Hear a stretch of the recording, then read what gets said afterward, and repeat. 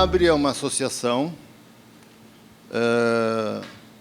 sem fins lucrativos, fundadas por familiares, profissionais e portadores de esquizofrenia.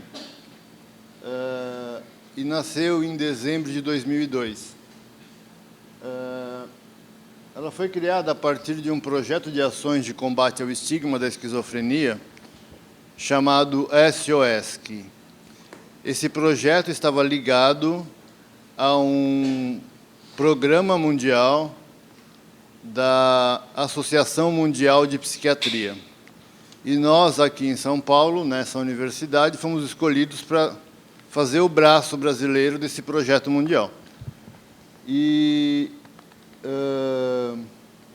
esse projeto foi lançado em 1999 no mundo e hoje existe em 20 países, né? A partir do SOESC, que é uma sigla para Serviço de Orientação à Esquizofrenia, que era um projeto acadêmico. Resolvemos constituir uma associação, que é uma pessoa jurídica, que pudesse dar sustentação para as ações anti-estigma depois que o projeto acabasse, né? E a nossa missão, desde o começo, é melhorar a qualidade de vida dos familiares e das pessoas que são afetadas pela esquizofrenia, lutando pelos seus direitos e procurando eliminar o estigma e a discriminação da doença na comunidade. Essa é uma missão ambiciosa, né? Eu ouvi dizer que a missão do Greenpeace é não precisar mais existir, né? Que também é ambicioso, né? Nós temos um projeto que começou o ano passado, muito interessante, chamado Comunidade de Fala.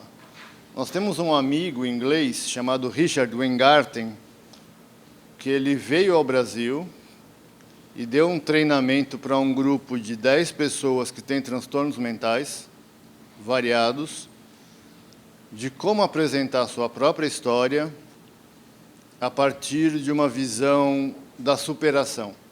Então, são pessoas que estão bem, têm uma vida produtiva e podem falar da sua experiência a partir do lugar que ocupam, né? E nós temos uma página no Facebook, né? E um e-mail, né? Então, vale a pena conhecer lá no Facebook, né? E da ABRE, da Associação Brasileira de Familiares, Amigos e Portadores de Esquizofrenia, nós temos um site, né? E nós temos associados, né? E nós estamos, desde o ano passado, criamos 2 categorias de associados. Uma é o associado apoiador, que pode se associar, receber todas as informações e participar da ABRE sem pagar nada. A única coisa que o associado apoiador não pode fazer é votar na Assembleia, né?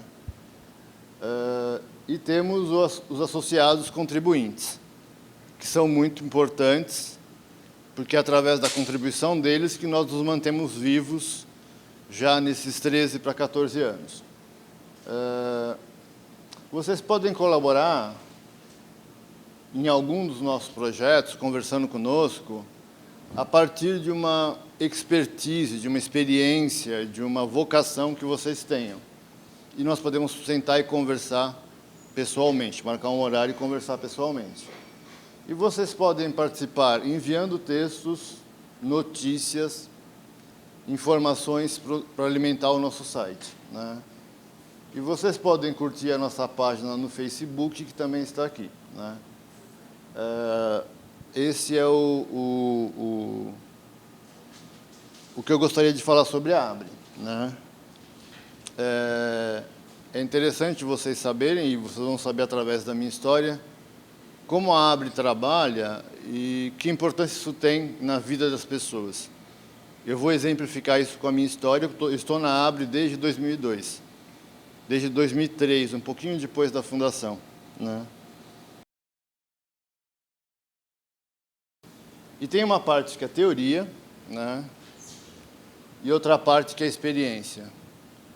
Diferente de outros ramos de atividade ou de estudo, a teoria nem sempre bate com a experiência, né? E é um caminho difícil, tanto de um lado, de quem conhece a teoria, como do outro, de quem está vivendo a experiência. Eu vou começar falando um pouco da teoria. Nunca lembramos que dentro da nossa cabeça está o órgão mais importante do corpo, que é o cérebro, né?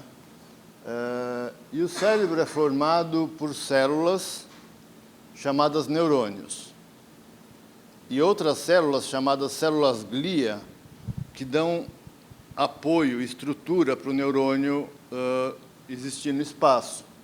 O legal dessa história é que o cérebro é muito complexo porque ele tem 100 bilhões de neurônios, que é um número gigantesco. E cada um desses neurônios está ligado a aproximadamente 4.000 outros neurônios, praticamente 4 milhões de conexões, né? E o cérebro, então, é um órgão bastante complexo. Ele é tão complexo que ele se divide em partes. Tem partes específicas para cada função que ele realiza, né? E os neurônios, eles estão conectados, mas eles não encostam um no outro. Entre os neurônios existe um espaço que a gente chama de sinapse.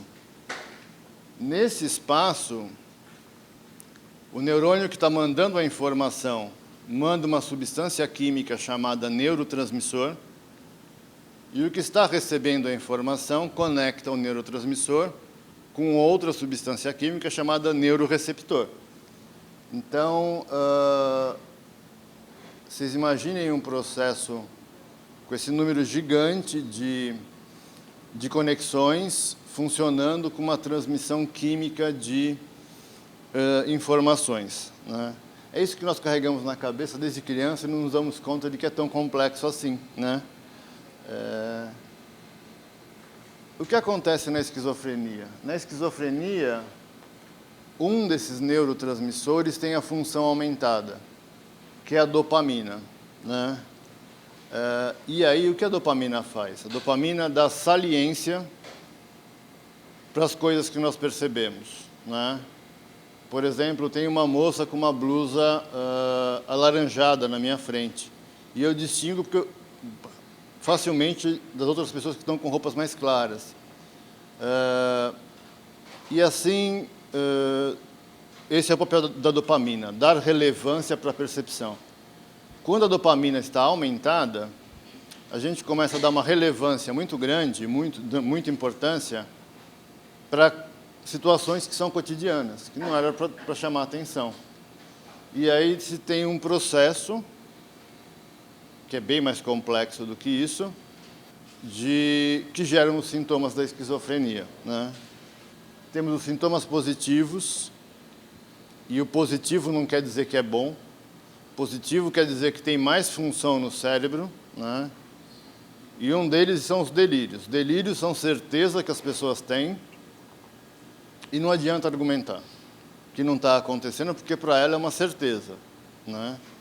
Se existe dúvida, não é delírio, né? E as alucinações, que são percepções dos sentidos, sem que haja estímulo externo. O exemplo mais comum de alucinação é ouvir vozes que comentam seu comportamento, dão ordens de comando, e não tem ninguém falando, né? Então, as alucinações podem acontecer com os 5 sentidos. E os sintomas negativos, onde o cérebro está funcionando com menos intensidade. Déficit afetivo, dificuldade de expressar afeto e ter troca afetiva. Alogia, que não é falta de lógica, é pobreza do discurso. A pessoa tem uma dificuldade de expressar e de conversar e de manter um discurso coerente. Abulia, que é falta de vontade, e a maioria dos familiares, no começo, quando não conhecem a doença, acham que isso é preguiça, mas é um sintoma da doença.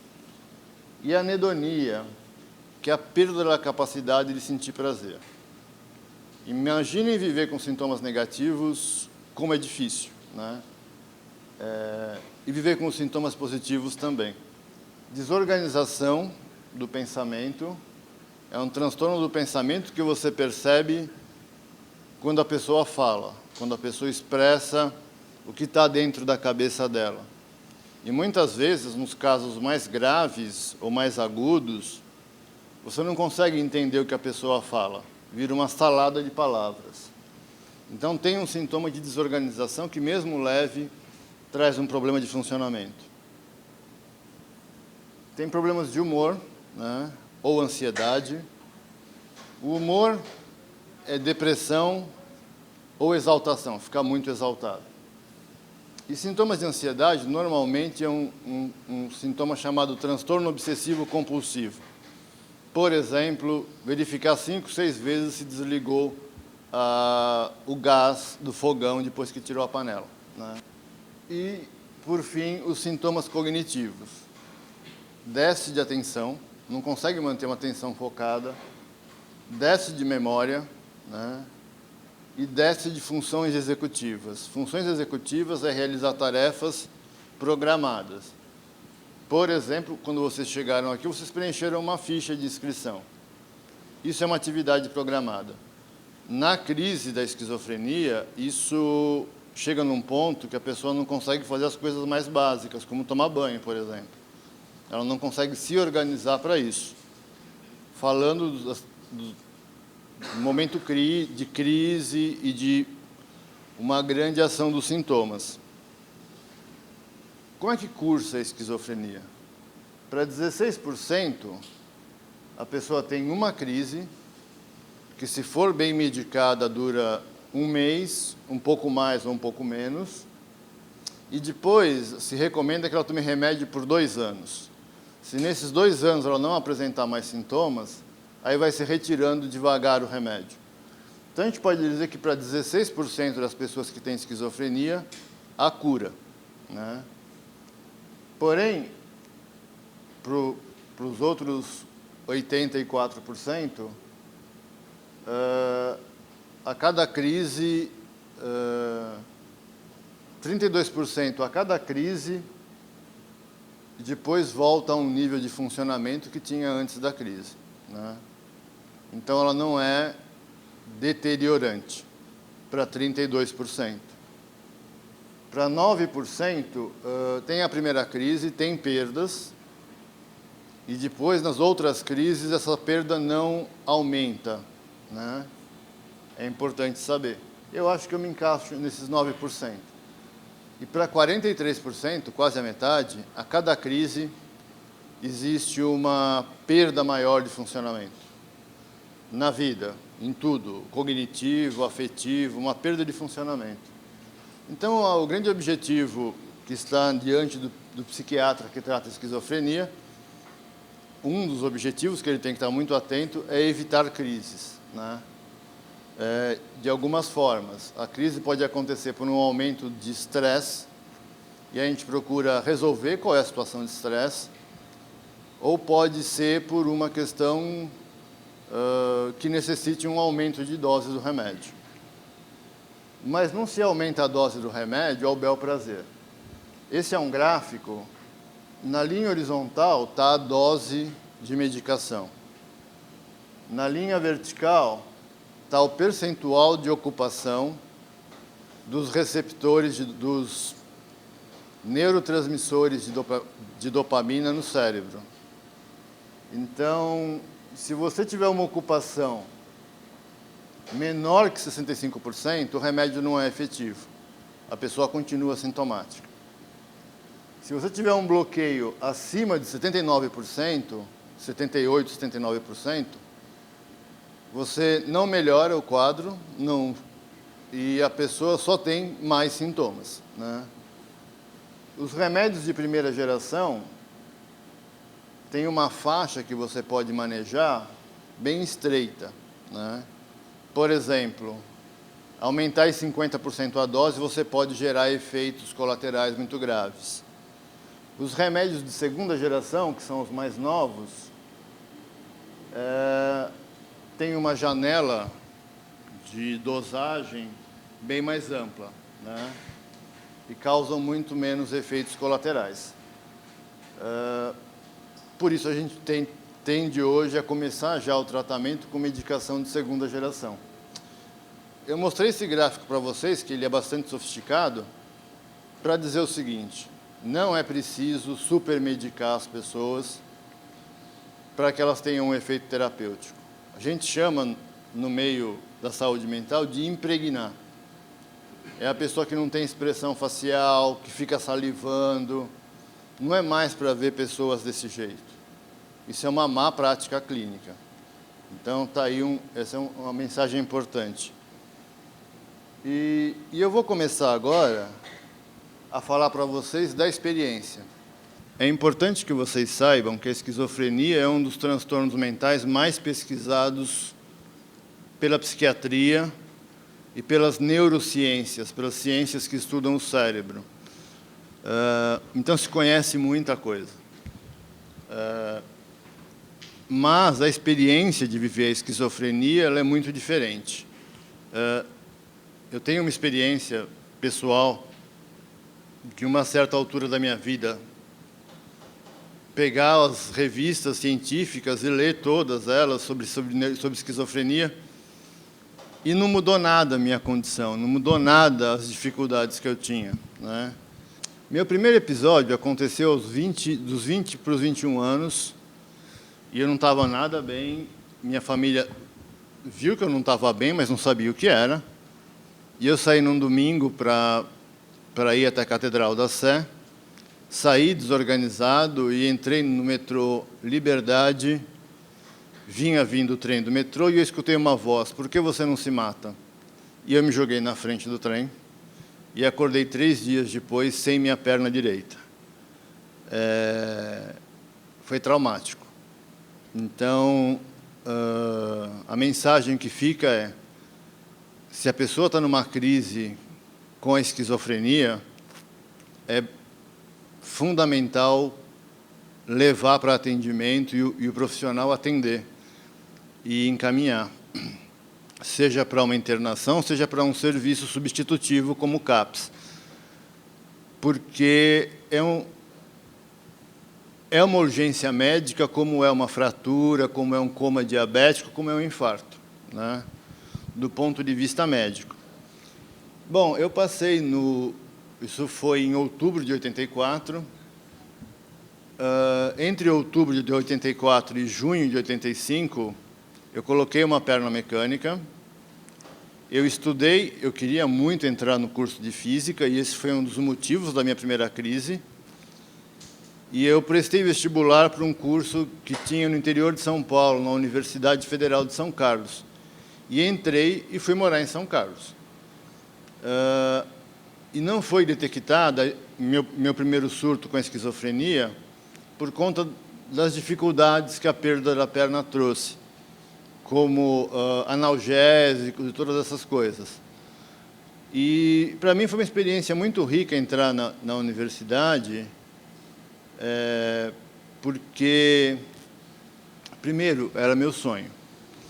E, segundo, a Universidade Federal de São Carlos ela era uma fazenda. Então, ela tem um lago, tem quadra poliesportiva, tem piscina, quadra de tênis, muito verde. E dentro desse panorama, que parece uma colônia de férias, tem as salas de aulas e os laboratórios. Então, é um ambiente muito gostoso para se estudar. Quando eu estudei lá, os cursos eram mais ou menos próximos, e todos nos encontrávamos na hora do almoço. Então, você podia conhecer pessoas de vários cursos e fazer amizade. Tinha festas de quinta-feira no centro acadêmico da Federal de São Carlos, e na sexta-feira no centro acadêmico da USP de São Carlos. Tem um outro campus da USP lá. Então, era um ambiente propício para fazer uma grande rede de amigos, e foi o que eu fiz. Em 86, eu comecei a dar aula para o supletivo de 2º grau, que também foi uma experiência muito rica. E comecei a fazer uma terapia com um psicanalista, que era professor da Federal, e ele queria trabalhar comigo a minha imagem corporal sem uma perna. E sem se dar conta que tinha algo muito mais grave por trás da perda da perna, que era a esquizofrenia. E disparou meu segundo surto com a esquizofrenia. E eu fui internado no hospital, em uma clínica no interior de São Paulo, né? O local da internação não era bom e tinha uma parte paga que tinha uma hotelaria de um hotel fazenda. E uma irmã minha pegou o dinheiro que ela tinha para dar entrada num apartamento, que ela era recém-casada, e pagou meu tratamento, né? E eu saí da internação. No semestre seguinte, eu voltei para a universidade e descobri que todos esses amigos de festas, aulas, não existiam mais, né?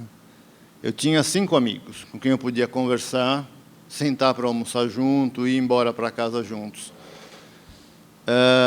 Isso a gente dá o nome de estigma. Estigma é a discriminação do outro sem conhecer o que o outro está vivendo, é um pré-julgamento, né? Este foi um período muito difícil da minha vida, né? Pode perguntar. Eu perguntei se você teve a tentativa de suicídio, foi na primeira crise. Sim. Você me respondeu que foi na primeira. Sim. E a coisa, uma tentativa de suicídio é uma coisa muito grave. Sim. E ficou, o que eu estou achando engraçado, que você falou que passou batido, né? Você falou em função do tratamento. A esquizofrenia não foi detectada. A tentativa de suicídio ficou evidente. Sim. Né? E aí minha família me tratou como quem tenta suicídio. Ela me deu uma dose muito maior de atenção, amor, carinho, né? Mas não identificaram o transtorno mental. E depois disso, você conseguiu estudar. Você fez, desenvolveu entrou em física, numa faculdade, conseguiu se desenvolver dessa maneira até que veio a segunda crise. Isso. Olha... não desagregou, não fez nada? Desagregou. Sem medicação, sem nada? Desagregou. Eu fiquei catatônico um tempo, um período. Quem não conhece o que é catatonia é ficar numa posição estática, imóvel, por muito tempo, né? Eu passei por uma situação muito sofrida de fazer os curativos de uma grande cirurgia. Depois, o que aconteceu comigo é uma coisa assim, eu coloquei uma grande esperança em voltar a andar. E aí eu me dediquei com muito empenho a isso. Eu tinha o direito de ir 2 vezes na semana treinar no hospital com a prótese semi-acabada, para aprender a usar a prótese. E eu convenci a fisioterapeuta a me deixar ir todos os dias. Então, de segunda a sexta, eu ficava treinando para colocar a prótese de manhã e, à tarde, ficava estudando para o vestibular. E sem medicação? Sem medicação. A crise com a esquizofrenia, principalmente as primeiras, elas podem reverter sozinhas. Se vai ficar sintoma residual ou não, é uma questão de caso para caso. O sintoma residual é você ter sintomas que persistem após a crise desaparecer. Só mais uma perguntinha. Você está falando uma coisa que é obstinação, né? Você falou de muita obstinação. Eu queria entrar em física, Sim. Eu estudei, eu fui, pus a prótese, eu me obstinei a andar com ela. Essa obstinação exagerada pode ser um sintoma? Olha, pode. É uma pergunta nova para mim, eu estou pensando sobre isso. Pode ser sintomático, mas, no meu caso, foi uma saída no mundo real para fora das questões que a esquizofrenia me colocava. O estudo era real, a perna mecânica estava sendo terminada enquanto eu treinava com ela, era muito real. Eu andava de muletas, Eu moro perto da Vila Mariana e fiz minha perna mecânica no Hospital das Clínicas. E eu ia todo dia de muleta, de ônibus, e voltava para casa. A minha vida foi ganhando um novo sentido. E tem um elemento que eu não comentei. O professor, o coordenador pedagógico da escola técnica que eu fiz, tinha acabado há 2 anos, né? Ele usava 2 pernas mecânicas. E eu ia praticamente no começo, quando eu peguei as muletas, eu ia praticamente todos os dias e ficava 2, 3 horas conversando com esse psicólogo, o que me ajudou muito. E na universidade foi muito gratificante a experiência de aprender as coisas que eu gostava tanto. No 2º ano eu entrei no curso de fisioterapia porque eu queria fazer uma perna mecânica mais leve e mais barata. E fui estudar um assunto que era uma interface entre a física e a fisioterapia, chamado biomecânica da marcha, né? Eu estudei bastante isso. Aí, quando eu tive a segunda crise, com a questão do estigma e com as questões dos déficits cognitivos e aquelas 5 dimensões psicopatológicas que eu mostrei para vocês, eu falei para vocês que a crise dura em torno de 1 mês, mais ou menos, se ela for bem medicada. Mas isso não resolve a questão da doença. O que você viveu, o que você experimentou, está muito vivo dentro de você, né? Então, a recuperação, para mim, ela demora em torno de uns 3 anos, para que eu volte a ter um funcionamento igual ao que eu tinha antes da crise. E isso meio que inviabilizou de eu me formar em física, né? Mais alguma pergunta? Ela tinha uma pergunta, eu pulei, né? Eu acho interessante você ter sido cercado de um grupo que te deu um grande apoio, que não te viu como uma pessoa doente, mas te viu como um indivíduo. Então, pelo que eu pude perceber, não foi só focado a sua patologia. Talvez por isso você tenha tido um desempenho melhor. Uma pergunta que eu tenho é em relação à segunda crise, que você teve. Você estava fazendo terapia, você estava fazendo psicanálise, e essa segunda crise foi aí que você teve a certeza que você estava com esquizofrenia? Foi quando você bateu o martelo? Foi durante a internação que eu fui diagnosticado.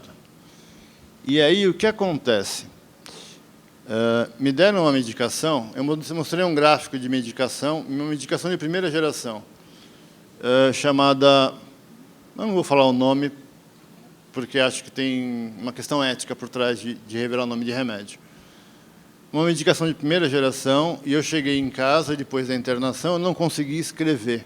Eu tinha enrijecimento muscular. E a médica não me receitou continuar com esse remédio, mas me passou um antidepressivo e um remédio para dormir. E eu fiquei muito mal com essa questão de não conseguir escrever. E eu parei de tomar todos os remédios, né? E segui minha vida depois por 13 anos sem tomar remédio, até aparecer a terceira crise. Eu tive apoio da minha família, um apoio integral, né? A minha família estava olhando para o Jorge e não para o diagnóstico, né? E isso me ajudou muito, me ajuda até hoje. Eu acho que eu sou visto pela minha família como o Jorge. Não o Jorge que manca, não, porque eu sou uma perna mecânica, não o Jorge que tem diabetes, não o Jorge que tem esquizofrenia, né? A relação familiar é fundamental. Eu tive sintomas positivos no final de 80, começo de 87, foi muito duro, porque eu tive sintomas positivos, eu estava delirante, completamente delirante, morando no interior, numa república, e todo mundo vendo o Jorge completamente fora da realidade, e convivendo com isso. Todo mundo que me conhecia na cidade, eu era muito conhecido. Então, mas todo esse período que você ficou, de 13 anos, você não tinha sintoma nenhum? 13 anos após, né?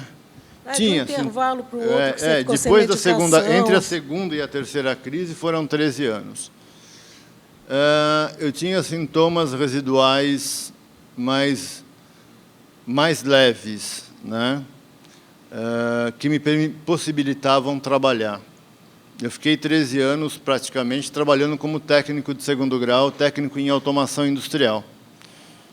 E, novamente, eu encontrei na minha vida um gerente de manutenção que se tornou um grande amigo, e com quem eu tinha uma relação muito próxima. Então, isso me evitou muitos estresses. Eu me reportava a uma única pessoa sobre o meu trabalho e cumpria meu trabalho com excelência, então tudo funcionou bem até que essa empresa mudou de lugar, né? E eu perdi o meu trabalho. E aí ficou complicado. Mas durante esses 13 anos, eu entrei no Instituto de Física da USP, aqui em São Paulo, e também não consegui me graduar, né? E eu acho que a esquizofrenia tem uma boa carga, tem um bom peso sobre isso. A esquizofrenia e o abuso do uso de álcool, né? Então, a minha vida, nesses 13 anos, apesar de estar trabalhando, ter um bom rendimento, ter entrado na universidade que eu sempre quis, minha vida foi perdendo sentido, né?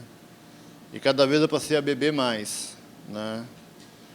E tive algumas situações estressantes.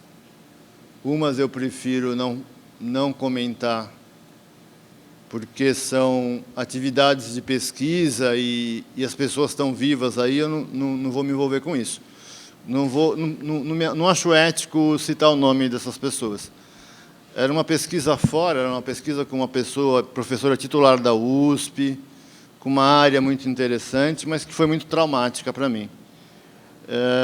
E uma perda amorosa, o término de um relacionamento amoroso de uma grande paixão. E isso gerou a minha terceira crise, né?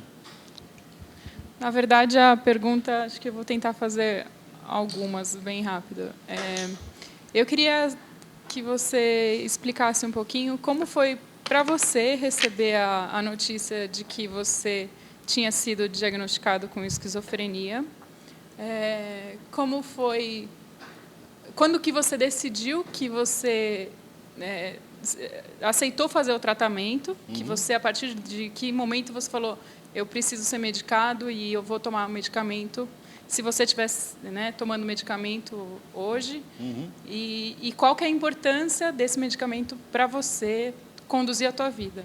Eu fui tomar consciência de que eu precisava do remédio depois da terceira crise, 16 anos depois do primeiro episódio. Eu fui tomar essa consciência em 2001, e eu vou contar a história e ela vai respondendo a sua pergunta, né? Meu terceiro episódio foi muito grave, né? Foi uma comorbidade, uma junção da esquizofrenia com abuso de álcool. Tanto que eu fui para o pronto-socorro de um hospital aqui na Vila Mariana, da Santa Casa de Misericórdia, e fui internado no setor de álcool e drogas, né? E, novamente, me deram uma dose forte de remédio. Tanto que eles tinham que dar remédios para controlar os efeitos colaterais, né? Isso era uma prática comum naquela época. Não se sabia naquela época isso que eu mostrei para vocês, que não precisa dar altas doses de remédio. E foi muito difícil. Eu saí da internação sem expressão facial, com muito medo.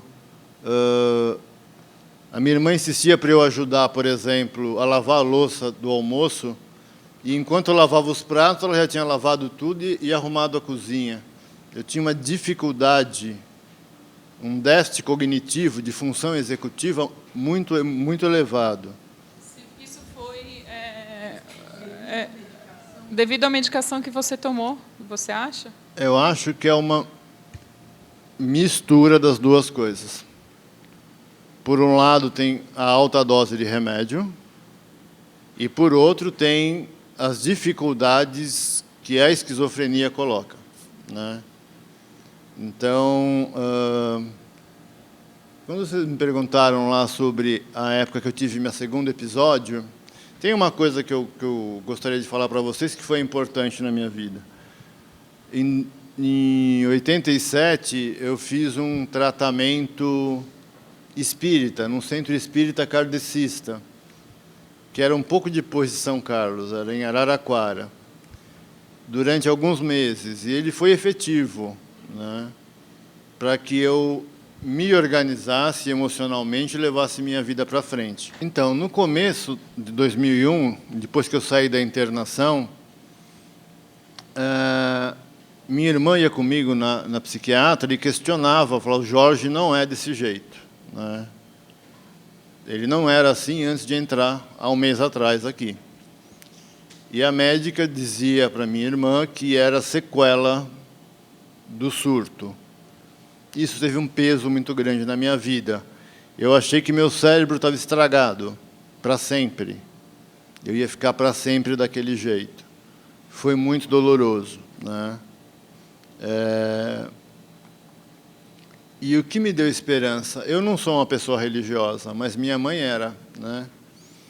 E eu resolvi, por minha própria conta, a ir até a igreja do Santo das Causas Impossíveis, que é São Judas Tadeu, que a igreja, inclusive, é aqui perto.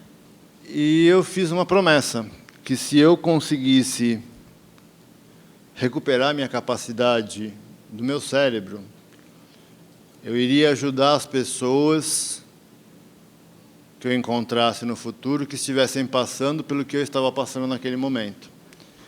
E essa profecia, essa promessa foi como uma profecia que se autorrealizou. Eu encontrei uma terapeuta ocupacional no local de tratamento com quem me identifiquei muito, e o tratamento com ela foi muito efetivo. E eu tive o meu primeiro insight, 16 anos depois da crise. Insight é uma compreensão profunda acerca do que você está vivendo. O primeiro insight é o seguinte: não interessa para mim, naquele momento, se eu estava vivendo era delírio, era fruto do delírio, ou se era realidade. O que importava era eu viver com as pessoas. E aí eu fui me dedicar, vocês acham bom? A coisa era tão difícil que a tarefa mais difícil que eu fazia era pegar meu sobrinho de 4 anos e ficar olhando ele andar na calçada do prédio que eu morava, na rua em frente ao prédio que eu morava, na calçada, e levar ele para dentro de casa depois, né? Eu fiz isso durante 6 meses.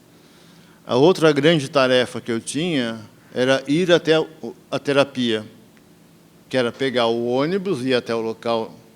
Eu morava no Ipiranga e tinha que vir até aqui a Vila Mariana. Ficava 1 hora na terapia e voltava para casa.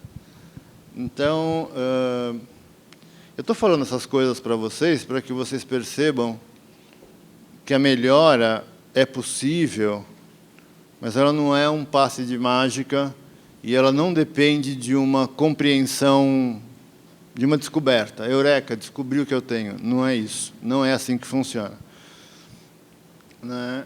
Então, a terapeuta ocupacional foi muito importante. No tratamento com ela, no meio do ano, eu comecei a ter um efeito colateral do remédio e ele foi substituído. E eu passei a tomar um remédio de 2ª geração. E eu voltei a sentir de novo. Isso é muito marcante na minha vida, voltar a sentir as coisas, sentir alegria, sentir o dia bonito, coisas muito comuns. E isso foi uma grande mudança, né? Afinal de contas, na prática, meu cérebro não estava estragado, né? E a terapeuta ocupacional fez comigo um projeto. Ela foi saber o que eu queria da vida. E eu queria voltar a estudar. E eu achava que eu não tinha mais condições de estudar física, porque exige muito, e resolvi estudar filosofia. Foi lei do engano. Quem conhece filosofia sabe que é tão difícil ou mais difícil do que a física. Mas eu fui lá, estudei, meio do ano em diante e tal. No final do ano, eu entrei no curso de filosofia da USP e fiz um processo de alta da terapia ocupacional. E também, em 2001, eu conheci a minha psicanalista, né? Ela chama Cláudia, e a terapeuta ocupacional tão importante chama Alessandra. E meu relacionamento com a Cláudia foi se constituindo aos poucos. Durante 2 anos, eu fiquei falando com ela sobre a minha esquizofrenia. Eu não tinha outro assunto. Porque eu fui ler bastante sobre esquizofrenia e fiquei muito impressionado com o discurso sobre a doença, que é um discurso muito negativo. E, depois de um tempo, eu comecei a ver que eu estava andando em círculos. E parei de falar da esquizofrenia e comecei a achar outras coisas que dessem sentido para a minha vida. Fui atrás de outras coisas, né? Então, respondendo a sua pergunta, o processo de aceitação da medicação passou, primeiro, por uma internação, não que isso seja necessário.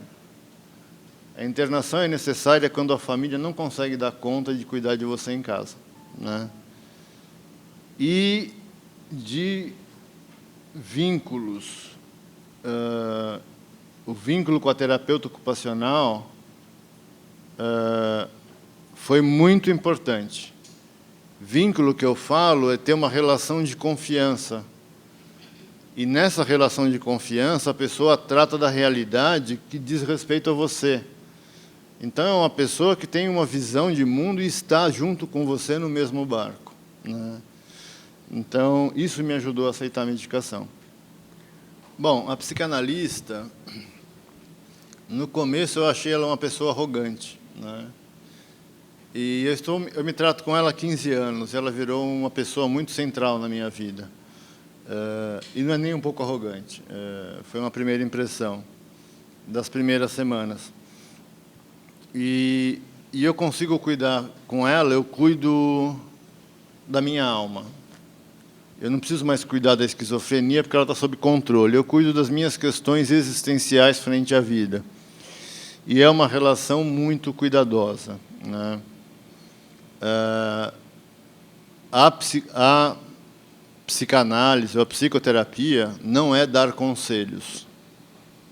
É construir sentido para a vida através da relação que se estabelece entre o terapeuta e o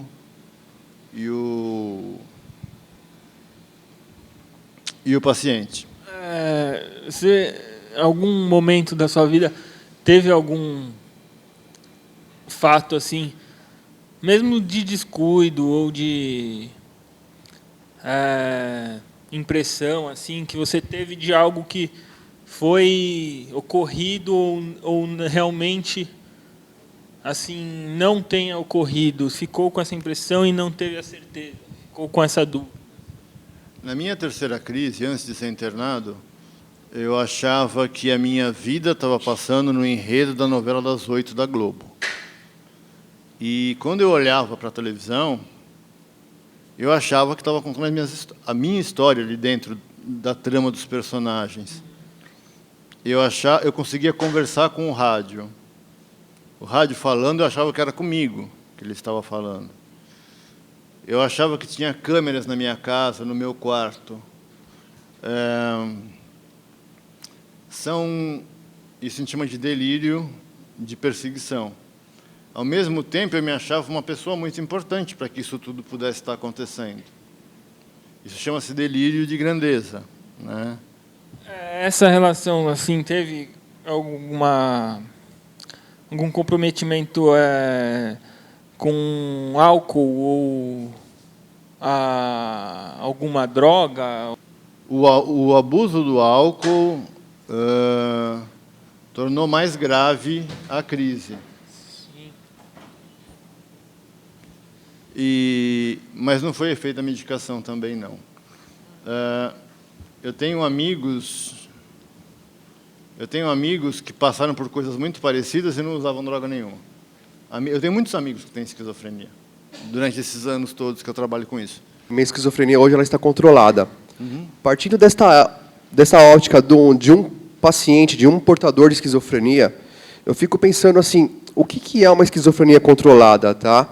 Porque quando você vai para um paradoxo de paciente e médico, eu vejo muito na minha vida profissional o que é esse controle de esquizofrenia.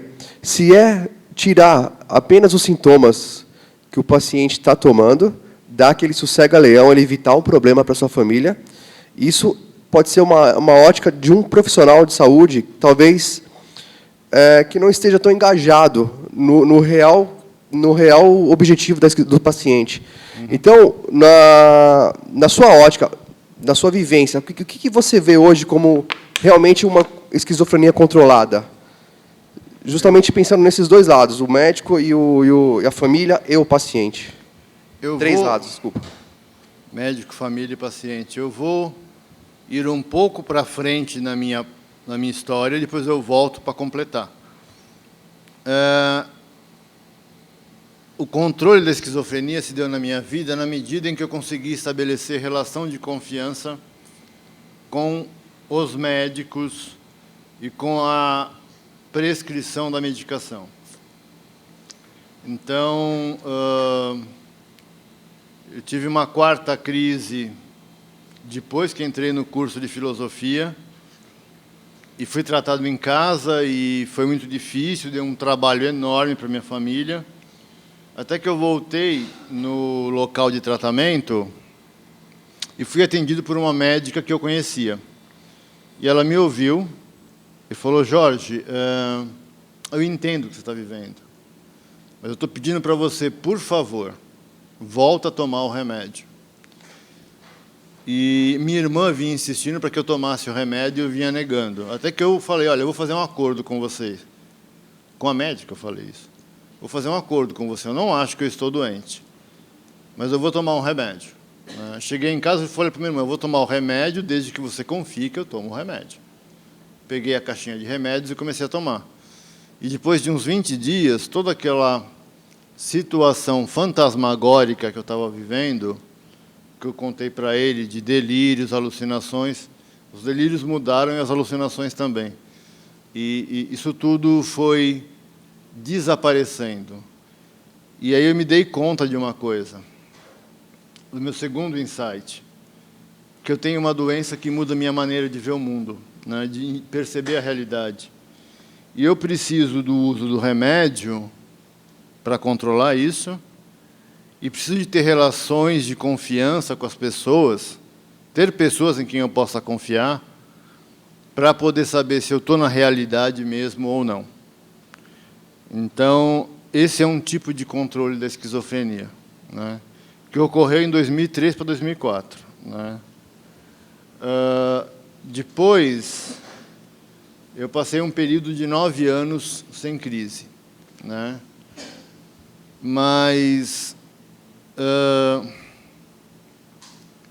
eu construí várias coisas na minha história que foram dando sentido para a minha vida e para o meu autocuidado.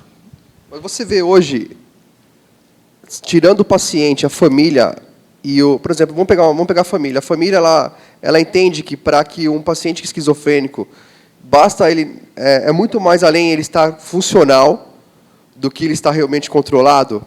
Isso é uma pergunta. E o médico, ele tem essa ótica também, ele consegue não sei se você está me entendendo, mas o médico ele consegue falar assim: eu preciso que o Jorge, por exemplo, ele seja um cara funcional, que volte a escrever livros, que volte a dar aulas, que volte a fazer, muito além do que ele apenas deixar de ter os sintomas positivos, por exemplo, e negativos. Isso já está mais... Está normal isso hoje em dia, dentro desse ciclo de tratamento? O médico ele busca realmente essa funcionalidade, ou quer só que você ou outros pacientes deixam de ter os sintomas? Porque eu acho que a funcionalidade é algo mais importante ainda do que esses sintomas. Né? Uma coisa ligada à outra. Na verdade, eu me tratei com 3 médicos desse período para cá, com quem eu conseguia ter um diálogo. Eles conseguiram, e o meu atual médico consegue, saber o que é importante na minha vida. E e a dose de remédio que ele usa comigo é uma dose baixa, porque eu estou funcional. Eu fui conquistando uma funcionalidade. Eu fui fazendo as coisas e depois eu vou contar um pouco para vocês desse período entre crises. Eu fiz várias coisas. Então, eu estou com a esquizofrenia controlada para o meu perfil como pessoa. Tem pessoas que ficam numa situação mais grave e precisam de uma dose mais alta de medicação ou de uma medicação mais efetiva. E tem pessoas que negam a doença o tempo todo, não acham que estão doentes, tá? Acham que o delírio que elas estão vivendo, elas acreditam que é verdade e não querem se tratar. Então, normalmente, essas pessoas podem ser tratadas com medicação de depósito.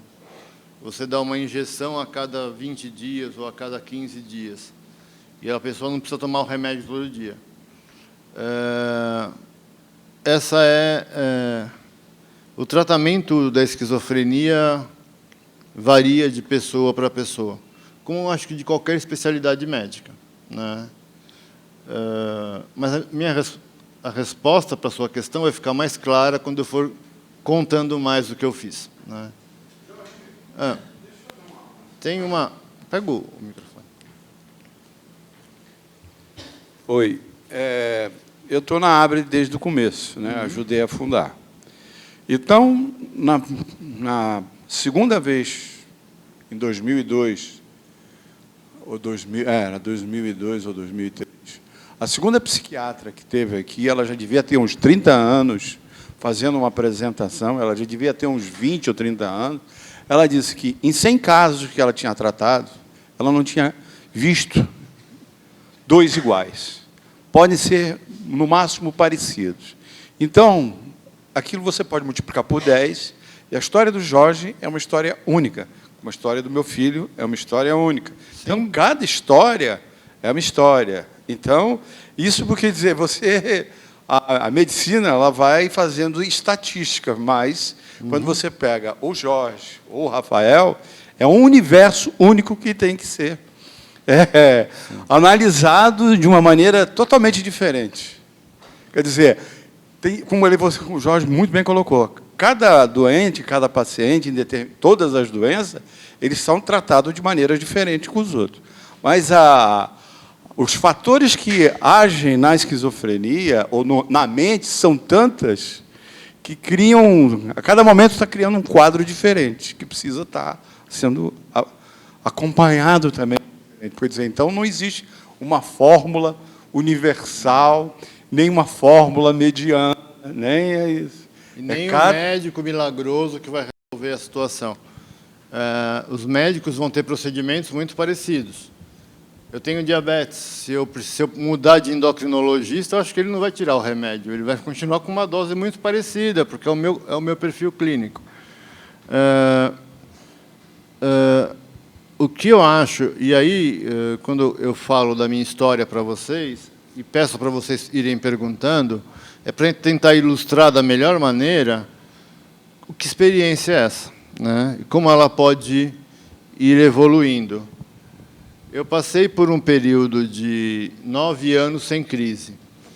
Nesse período, a minha relação com a psicanalista ficou mais próxima, eu pude falar da minha experiência com a esquizofrenia. O médico que me atendeu, depois daquela que me conhecia, ele se chama Sérgio Lobão. E ele conseguiu me convencer a seguir o tratamento à risca, com muito diálogo. Ele gastava 1 hora de consulta comigo, né? Muitas vezes ele demorava para me atender, e eu ficava um tanto chateado. Esperar 1h30, 2 horas para ser atendido, mas quando ele atendia, ele se dedicava integralmente a conversar comigo. E também nesse período eu conheci o Tiago, o José Alberto, a Cecília Vilares, que vocês vão conhecer um dia, o Luiz Cláudio, que está aqui no fundo, no projeto SOS, que era esse projeto de combate ao estigma da esquizofrenia. E eu fui participar de grupo de produção de texto para um boletim que nós fazíamos com pessoas que têm esquizofrenia. E essa relação com as outras pessoas que também têm a doença me levaram a me desfazer do meu estigma que eu tinha em relação a elas e do estigma que eu tinha em relação a mim mesmo. Esse grupo durou ele teve uma duração de 7 anos. Eu posso dizer para vocês que nesse período, estou falando de 7 anos, eu aprendi com a Cissa, com a Cecília Vilares, a gostar das pessoas. Eu era um racionalista, não estava nem aí para o que o outro pensa. Eu comecei a dar importância para o que o outro pensa, como o outro está se sentindo, se o que eu faço, como afeta o outro e como me afeta. E foi um grande aprendizado. E o participar da ABRE, ser acolhido numa associação que tratava no mesmo nível os profissionais, os familiares e as pessoas com esquizofrenia, foi uma experiência inovadora no Brasil e inovadora para mim, né? Eu pude ir construindo significados. Eu pude ir construindo significados na minha vida para fora da doença. E é isso que leva, respondendo a sua pergunta, a uma estabilidade com a esquizofrenia. Claramente, a gente percebe que, de indivíduo para indivíduo, como funciona esse tratamento. A questão é, a medicação, ela é via de regra? Você vai ter que ser medicamentado a sua vida toda, independente de você estar em crise ou não? Sim, eu vou usar a minha experiência como na minha 4ª crise eu parei de tomar o remédio e tive outra crise. Na 3ª para a 4ª, parei de tomar o remédio e tive a crise. Depois da 2ª crise, a recomendação é pela vida toda. Agora é a seguinte, na crise você toma uma dose, por exemplo, de 10. Fora da crise, toma uma dose de 2,5. Entendeu? Eu fiz essa Um analogia quarto da mesmo. dose, mais ou menos. Estou fazendo uma simplificação aqui. Desculpa, só a minha segunda pergunta. Você, como uma pessoa que sofre com esquizofrenia, você acredita que você pode ter uma tendência maior a uma depressão justamente por você ter esse quadro clínico ou não? Eu tenho uma questão com a depressão que eu vou falar mais para frente. E aí acho que exemplifica bem a sua pergunta. Eu volto a falar com você. Obrigada. Você fala nas crises, né? Você fala uma primeira, uma segunda, uma terceira, uma quarta. Mas você poderia descrever para nós assim, o que você chama de crise? O que você está chamando de crise? Porque, sem medicação, né, existem alguns sintomas que a gente observa, né, continuamente. Isso, para mim, seriam crises, pequenas crises, surtos. Que eu chamo.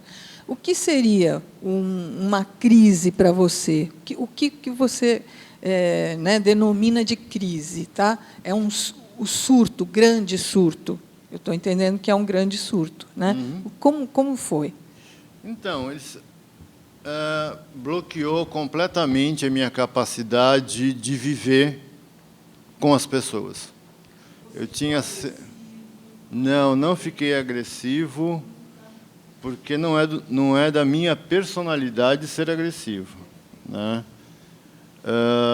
Mas eu tive grandes dificuldades, por exemplo, na filosofia. Eu tomei o remédio, saí da crise em 2 meses, e eu tinha que ir lá e falar com os professores para eles me darem trabalho para eu não perder o semestre. E foi muito difícil. E as pessoas... A minha sorte é que os filósofos têm uma compreensão um pouco mais aberta sobre o que é realidade. E me acolheram, por exemplo, uma me deu um trabalho domiciliar.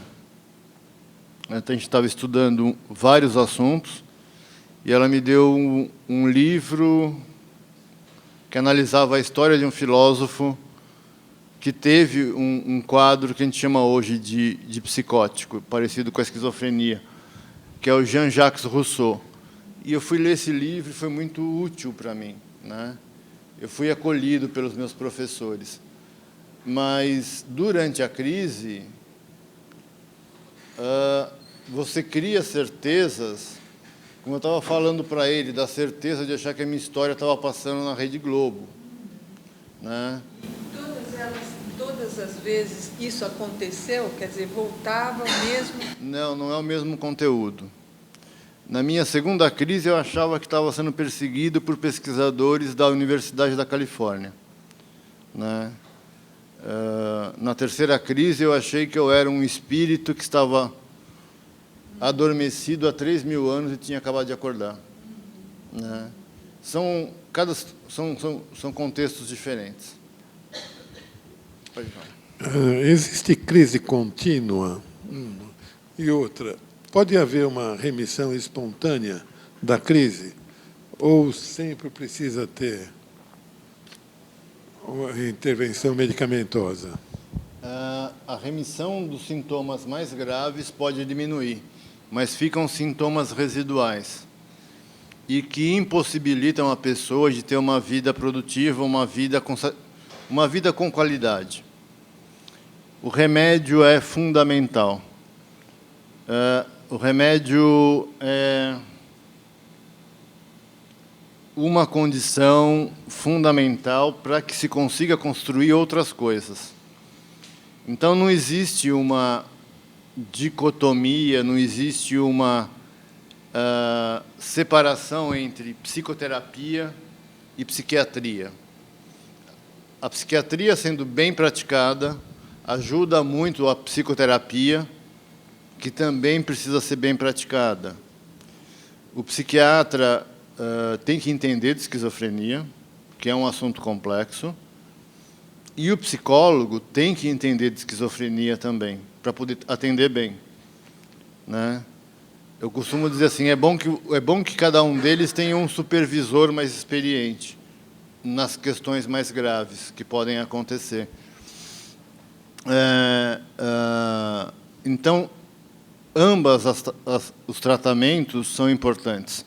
O psiquiátrico e o psicossocial, que a gente chama, de reinserção da pessoa no mundo, de reconstruir significados no cotidiano, por exemplo, que é o trabalho da terapia ocupacional. Primeiro, eu queria saber se, durante a crise, você tem consciência que você tem esquizofrenia. Pode falar. E eu queria saber também se, durante a quarta crise, você já estava fazendo tratamento com a psicoterapeuta, né? Sim. E como é que foi esse processo com ela, né? Esse processo para você, durante a terapia, expor isso na terapia, a sua crise, e como que ela te ajudou? Então, eu vou começar pela segunda pergunta. Ela nunca me... A minha psicoterapeuta nunca me disse o que eu deveria fazer. Ela nunca foi diretiva, né? Nós construímos uma relação de confiança, e o que ela fez durante a minha quarta crise foi me aconselhar, e foi através dela que eu voltei a procurar um médico, né? Ela falou, Jorge, você precisa do médico, né? Como você precisa da terapia aqui, você vai precisar falar com o médico. Quanto tempo que você vai adiar isso, né? Então, e você só escuta coisas duras assim e leva a sério de pessoa que você confia, né? E assim, a experiência da crise, é interessante falar, a experiência delirante, a experiência do delírio,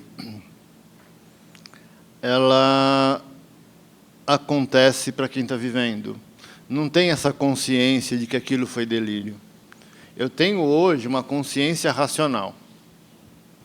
Eu sei que a minha vida não passou na novela da Globo, racionalmente falando, eu não sou tão importante assim. Mas a experiência vivida, para mim, aconteceu. E está na minha memória como uma experiência vivida, entendeu? O exemplo que eu dou quando dou aula para os alunos de medicina é comparar o delírio pleno com uma paixão. Você tem uma série de visões de perfeição da outra pessoa, da beleza, da estética. Você escuta, sei lá, batidão e acha que é lindo porque você está apaixonado. Tudo é maravilhoso. E a paixão acaba, e a pessoa vai embora, e a experiência ficou com você. No fundo, ela existiu. Mesmo que a pessoa não seja aquilo tudo que você projetou. Não é? Com a crise delirante é mais ou menos assim. O que é importante? Construir sentidos e caminhos na vida que levem a gente a deixar de dar importância para o delírio. Então, eu falo para vocês, por exemplo, desse delírio de ser um espírito que estava adormecido há 3.000 anos, foi marcante para mim quando isso aconteceu. Hoje, não tem nada, não tem nenhum peso. Eu posso falar disso tranquilamente, sem me afetar. Porque eu construí outras coisas na minha vida que dão sentido para a minha vida, e eu não preciso recorrer a essa construção mental. Não sei se você entende o que eu quero dizer. Quando eu dei o exemplo da paixão, é mais ou menos isso. Eu tenho 52 anos, nós mais velhinhos já nos apaixonamos muitas vezes, a gente consegue ver um padrão de repetição, inclusive, né, nessas questões do sentimento humano, da alma humana. A psicologia trabalha com a alma humana. E o psiquiatra trabalha com o cérebro e com a alma humana, com as duas coisas, né? O psiquiatra que trata só o cérebro normalmente não é bem sucedido, né? Ele tem que conseguir estabelecer vínculo de uma relação de confiança com o seu paciente, com o familiar. O delírio, por exemplo, se ele tem dias até o dia que é um surto, que ele chega num pico, ou se você não tem o delírio e chega num dia que você simplesmente tem. Não, ele tem um período existe um período que antecede o delírio. O delírio e aqueles outros todos os sintomas que eu mostrei. Sintoma positivo, que é delírio e alucinação, sintoma negativo, com aquelas questões todas, problema de humor, problema de capacidade de realizar tarefas, de memória, está tudo acontecendo ao mesmo tempo. O período que antecede isso a gente chama de pródromos. E é um período que a pessoa vai se afastando da realidade. E, sem perceber, entra nesse estado que só ela vive, só ela entende, só ela que está percebendo. Pode ser um período curto, 1 mês, ou pode ser 6, 7 meses. Pode ser insidioso ou pode ser lento, né? E anos? Também a pessoa pode viver com delírio por anos, mas tem uma questão diagnóstica. A gente está falando aqui de esquizofrenia. Tem um outro transtorno do mesmo grupo da esquizofrenia, chamado transtorno delirante persistente, que a pessoa mantém o seu funcionamento social e tem uma ideia delirante, entendeu? Eu conheço uma história que o professor contou, o Rodrigo Bressan contou em aula, e eu conheço outra história que também, mas eu não vou contar aqui porque isso está sendo filmado e a pessoa me conhece e acaba ficando complicado. Vou usar o exemplo do professor, que ele achava, o paciente achava que a mulher saía e traía ele fazendo filmes pornográficos. E, tirando essa questão, ele trabalhava, bem-sucedido, casado, com filhos, e tinha essa questão delirante pegando. E aí a pessoa, o médico, não vai dizer para ele que não está acontecendo. O médico vai ter que partir de um discurso de aliviar o sofrimento dele, né? Mas isso chama-se transtorno delirante persistente. Tem pessoas que têm alterações, flutuações de humor, ou ficam muito exaltadas, muito felizes, se sentem o máximo, e no dia seguinte, na semana seguinte, se sente a pior das pessoas, fica deprimido. Isso chama-se transtorno afetivo bipolar. A pessoa pode ter esquizofrenia e transtorno afetivo bipolar. Chama transtorno esquizoafetivo, né? Então, a esquizofrenia é parte de um guarda-chuva maior de transtornos chamados transtornos psicóticos. Então, o que você me pergunta, se pode durar anos, a pessoa pode funcionar anos com uma ideia delirante. Eu conheço uma pessoa que funciona. Sem necessariamente ter um surto. Sem necessariamente ter um surto, mas que precisa de cuidado e que sofre muito com isso. Então, nesse período, desses 9 anos que eu falei da CISA, de aprender a gostar das pessoas, aprender a gostar das pessoas é gostar do ser humano. O ser humano tem muita coisa rica, muita coisa boa de ser compartilhada. Não importa se é chinês, se é coreano, se é inglês, se é russo, se é índio, não importa. O ser humano sempre tem muitas coisas boas para a gente compartilhar. E eu aprendi isso com a Cissa ao longo de 7 anos de convivência e de atenção. Em 2004, eu conheci o Rodrigo Bressan. Na época, ele estava voltando da especialização dele na Inglaterra, do doutorado, e ficamos amigos, né? E somos amigos até hoje. E fizemos muitas coisas juntos. O Rodrigo é um psiquiatra especializado em esquizofrenia e outros transtornos. Ele é um excelente psiquiatra, ele trata muito bem depressão, por exemplo. Ele é um catedrático, ele é um professor aqui da universidade, da Escola Paulista de Medicina. E é um neurocientista. Ele estuda o cérebro. Ele estuda o cérebro, ele tem um laboratório que estuda o cérebro. E o que me marca na minha história é uma amizade genuína, verdadeira, e ele tem um rigor científico muito grande. Ele não faz nada por acaso, né? Ele sempre pensa, discute, pega o resultado. É uma pessoa muito séria com o trabalho. Quem conhece o Rodrigo, ele é descendente de italianos, é uma pessoa extremamente cativante e muito legal, mas quem trabalha com ele sabe o nível de rigor que ele leva com as coisas. E o que é muito bom. E o que me ensinou a ser rigoroso comigo mesmo, né? Quando foi em 2005, eu saí da Santa Casa e vim me tratar aqui no programa de esquizofrenia da Unifesp, no PROESC. E eu cheguei para a médica e falei, olha, eu quero baixar minha dose de remédio. Ela chama Cecília Tux. E ela falou, Jorge, tudo bem, para quanto você quer baixar seu remédio? Aí eu falei, espera lá, eu posso escolher quanto eu posso tomar de remédio? Ela falou, pode.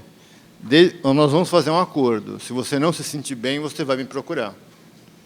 E foi uma tacada de mestre, né? Para quem gosta de bilhar, foi uma tacada de Rui Chapéu, assim, foi uma coisa bola na caçapa, né? Eu estava com uma dose de 7,5, e quando ela me deu a chance de escolher, eu pensei bastante, porque a responsabilidade era minha, e baixei para 5, né? E aí e fiquei bem, não passei mal, não precisei procurá-la por isso. E ela pôde tratar o Jorge Pessoa. E essas questões, voltando a responder sobre a estabilidade com a medicação, de construir um significado na relação com o médico que ele possa te falar com clareza o que você está passando. Tem situações que isso é muito difícil. Durante a crise, por exemplo, é perda de tempo. Você vai esgarçar a relação. Mas fora da crise, não. Né? Então, e nesse período de 2005, até 2011, eu fiz muitas coisas. Né? Participei de vários congressos, escrevi um livro junto com o Rodrigo e com a Cecília. E em 2008 eu me tornei membro do PROESC. O Rodrigo me convidou a deixar de ser paciente do PROESC e entrar para a equipe. Né? E aí eu fui falar com o professor dele, se o professor dele poderia me tratar. E o professor dele aceitou. Né? Aí eu me trato com essa pessoa até hoje, ele chama Itiro Shirakawa. É uma pessoa que eu tenho uma confiança plena de que ele conhece o meu caso e de que ele pode cuidar de mim com toda a eficiência. E essa é uma certeza subjetiva. Ela foi construída no relacionamento ao longo dos anos. Né? Voltando a falar sobre o que é estar estabilizado com a esquizofrenia, é ter um profissional que te acompanha, com uma dose de remédio que te permite funcionar no mundo, e que a vida começa a ganhar sentido como a vida de qualquer pessoa. Entendeu? Também teve muitas coisas muito legais. Uma delas foi ir para conhecer Portugal. O nosso livro foi traduzido para o português de Portugal, e nós fomos lá para o lançamento na cidade do Porto, e nós passamos por Lisboa, e tem várias experiências muito ricas de conhecer Lisboa, conhecer Braga, Guimarães e a cidade do Porto. E a experiência mais rica é que nós somos muito bem acolhidos pelas pessoas que construíram lá uma associação de saúde mental parecida com a ABRE, chamada Associação Encontrar-se. Então, ela até hoje ela é dirigida por uma psicóloga, professora da faculdade da Universidade Católica do Porto. Ela se chama Filipa Palha.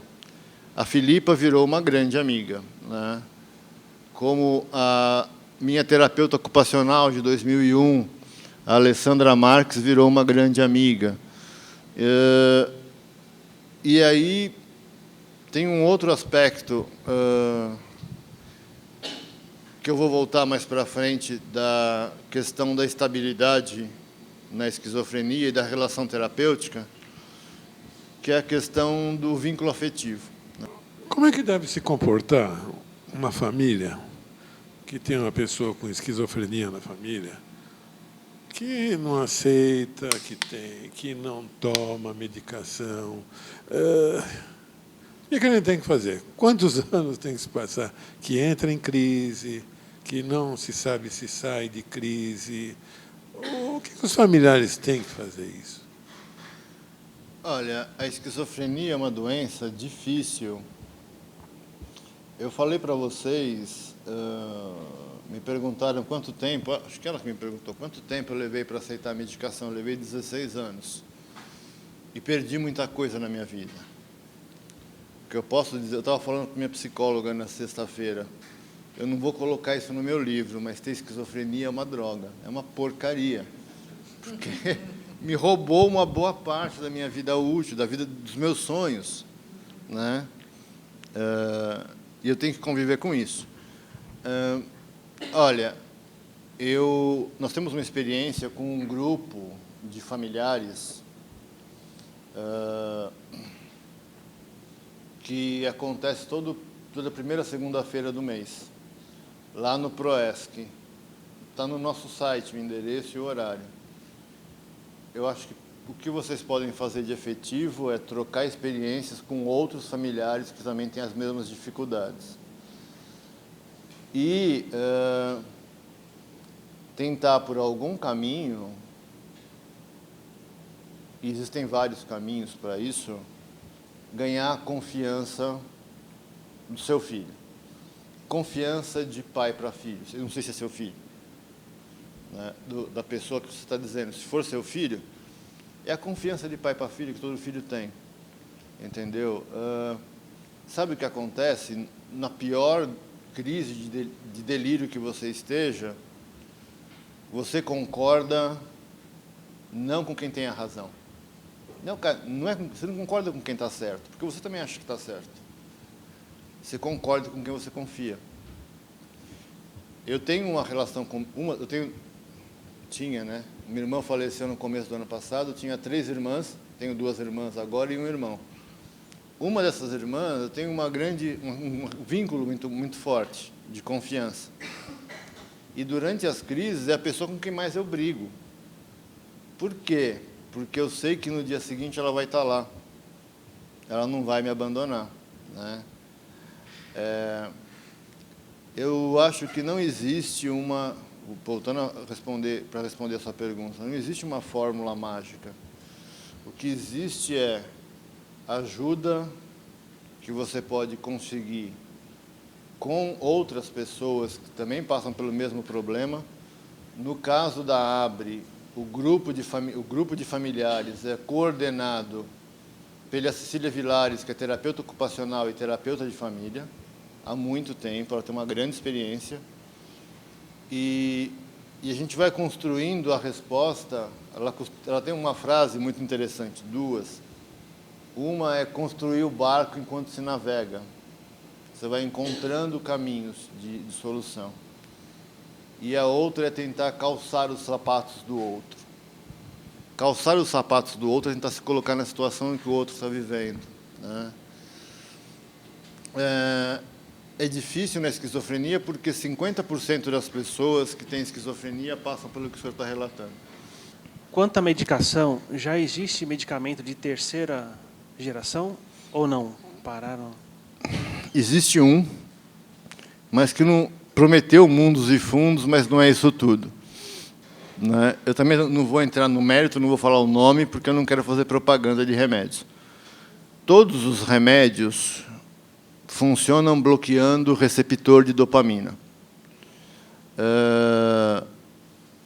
E está começando a trabalhar com uma nova classe de remédios que trabalha com outro neurotransmissor, que é o glutamato, mas está em fase de pesquisa ainda. E tem outras substâncias com princípio ativo que estão sendo testadas, inclusive aqui por essa universidade, né? Mas são coisas que vão levar anos para chegar na farmácia ainda. Quem dá o diagnóstico de fugiu o nome. Esquizofrenia é sempre o psiquiatra? Sim, o diagnóstico é dado pelo psiquiatra. Então tem que ser o profissional que, por exemplo, nós temos uma suspeita na família. Sim. O certo seria levar a pessoa ao psiquiatra, ou não? Depende da situação. Sim. Ela aceita ir no psiquiatra? Não sabemos. Não chegamos a comentar. Acredito muito que não. Ela vive 99% do tempo dela no real. Uhum. Quando surge uma pressão, Sei.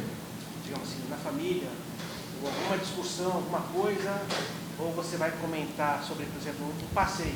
Uhum. Olha, a gente vai fazer isso, fazer aquilo, e ela fala, não, fala baixo, não pode ouvir.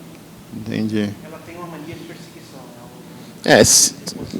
Pelo que a gente viu, se encaixa mais no que você falou quando eu perguntei se o surto ele era de um dia ou se ele vinha vindo e explodia. E você falou que era um... Pode ser outro diagnóstico, que é transtorno psicótico, transtorno delirante persistente. Esse. Mas eu estou falando para você aqui, não, sim. É chute. Sim, Se tivesse um médico aqui, ia me repreender. Eu não posso falar sobre a área médica porque eu não sou médico. E eu não estou diante da pessoa. Mesmo o médico não vai te dar uma opinião sem ver a pessoa. Leva no médico, procura explicar. Fala, olha, vai te ajudar a sofrer menos. Acho que esse é um bom argumento. Eu li um relato de um esquizofrênico em que ele dizia que quando o surto estava se aproximando, ele percebia algumas alterações e ele já buscava ajuda para minimizar alguns problemas. Você consegue ter essa percepção de que está alterando alguma coisa, você vai ter um surto, vai entrar em crise? Então, até recentemente, quando eu percebia que eu estava autorreferente é achar que tudo que está ao meu redor tem a ver comigo, né? Aí a bola de neve já está descendo um morro abaixo, só vai crescer e piorar. Hoje eu consigo perceber o efeito do remédio e quando eu não estou me sentindo bem, de uma maneira muito subjetiva. Eu não estou bem comigo mesmo. E eu procuro a psicóloga, se isso persiste mais de uma semana, eu procuro o psiquiatra. E já houve várias vezes que eu pedi para aumentar a medicação. Tá? Até passar e depois eu diminuo. Eu, por exemplo, possuo, né, alguma esquizofrenia, que eu não sei também, o médico não sabe. E ela é existente, né? Mas não sei qual é a esquizofrenia. A esquizofrenia, ela é algo inato, hereditário, ou ele é patológico, ou ela vem de uma crise existencial, assim, afetiva. Por exemplo, a família pode contribuir. Essa é a minha pergunta. Tem uma predisposição genética, mas não da genética da hereditariedade. Não é essa genética, é a genética que a gente chama de fenótipo, de expressão dos genes. E isso é muito complicado. Tem vários genes dentro do genoma humano envolvidos com a esquizofrenia. As pessoas, os especialistas dizem que a esquizofrenia é uma doença do neurodesenvolvimento. O que é isso? Quando você nasce, depois de 9 meses, seu cérebro não está pronto. Ele vai começar a ficar mais ou menos pronto em torno dos 7 anos, e depois tem uma outra fase bem crítica no final da adolescência, chamada de poda neuronal. O cérebro vai escolher quais circuitos ele vai usar para o resto da vida e quais ele vai dispensar, né? E pode ter um erro nesse processo de poda neuronal. Essa é uma explicação biológica, tá? Existem explicações da psicologia, mas que eu não concordo muito, né? Por exemplo, da relação com a mãe causar esquizofrenia, a relação da mãe com o bebê. Isso já foi comprovado que não é assim que acontece. Quer dizer, a mãe não precisa ficar culpada porque tem um filho que tem esquizofrenia. É assim, como você tem outras doenças, tem gente que usa óculos, por exemplo, né? Tem gente que toma remédio para glicemia, como eu. Tem gente que toma remédio para pressão alta, tireoide. O corpo humano, vários órgãos adoecem. Na esquizofrenia, é o cérebro que adoece. Tudo é uma bem. doença do cérebro. Entendo. Em quais momentos se manifestam na própria formação, né, dos 9 meses aos 7 anos, né? Acontece. A esquizofrenia é uma doença complexa porque tem várias coisas intervindo, e é multifatorial. Sim, tem vários fatores que juntos desembocam na esquizofrenia. E acaba sendo o que o Tiago nos falou. Para cada pessoa é um perfil. É um perfil. Entendeu? Mas, como eu falei para vocês no começo da palestra, é uma das doenças mais estudadas na psiquiatria. O psiquiatra não faz achismo. O psiquiatra tem uma formação para identificar e tratar eficazmente, tratar de maneira eficaz a esquizofrenia. Não, eu só queria fazer uma colocação. quando você me diz que a esquizofrenia não é hereditária, eu acredito que quando um dos pais tem esquizofrenia, existe uma maior probabilidade de um dos filhos ter esquizofrenia. Sim. Eu digo isso porque eu sou um fato comprovado dessa história. Sim. Meu pai tinha esquizofrenia, Sim. a mãe dele tinha esquizofrenia, eu tenho esquizofrenia e minha irmã tem esquizofrenia. Então, quando eu escuto de alguém, algum médico ou literatura médica dizendo que não existem fatores hereditários envolvidos, eu questiono isso. Não, né? existe. O que eu quis dizer é que isso é um assunto sofisticado. Não é determinante. Não é, esse é um assunto sofisticado. E eu concordo com você. Gêmeos idênticos, que têm a mesma carga genética, têm a chance de 50% de um ter esquizofrenia e o outro não. Então, não é puramente genética, isso que eu quero dizer, Zé. Eu vou tentar terminar a minha história, porque aí, senão, falta só um pouquinho, né? E eu gostei muito porque houve diálogo, né? Mesmo que a gente tivesse que parar agora, eu estou satisfeito. Na minha perspectiva atual, eu tive uma quinta crise. Em 2012, eu fiz uma viagem para Londres, junto com o José Alberto e a Cecília. Estava muito estressado antes, minha irmã estava no hospital, internada, para fazer uma intervenção, fazer um exame que talvez tivesse que fazer uma intervenção no cérebro. E isso é muito grave. E ela saiu na véspera, saiu do hospital sem fazer a intervenção, na véspera de eu viajar. E foi um conjunto de fatores, teve mais fatores envolvidos nisso. Ao longo do ano de 2012.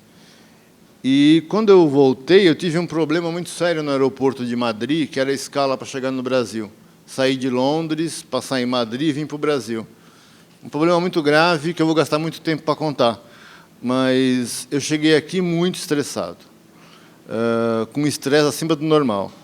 E, em menos de um mês, eu estava na minha quinta crise. O que aconteceu?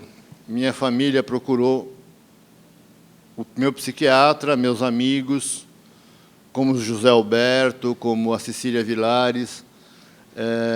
E o José foi estar na minha casa nessa época. O doutor Itiro e o Rodrigo foram me visitar, e o doutor Itiro me fez uma prescrição de medicação, uma dose alta de remédio, e eu segui o que ele me pediu, né? Me senti mal 2 dias depois, ele baixou um pouquinho o remédio, mas não baixou muito. E depois de uns 20 dias, mais ou menos, eu tinha saído... Quando eu falo sair da crise, é sair dessa certeza delirante que a gente cria, né? E venho me recuperando. Alguém me perguntou sobre depressão. Foi você? Foi você. Eu falei que ia chegar mais próximo disso. Depois dessa crise, e é comum depois de uma crise com esquizofrenia, ter depressão. Eu tive uma depressão e eu comecei a tomar antidepressivo e fui conversando com a minha psicanalista. E, aos poucos, eu fui lembrando das coisas difíceis que eu vivi. Não é lembrando do acontecimento, é lembrando da memória emocional que tinha por trás disso.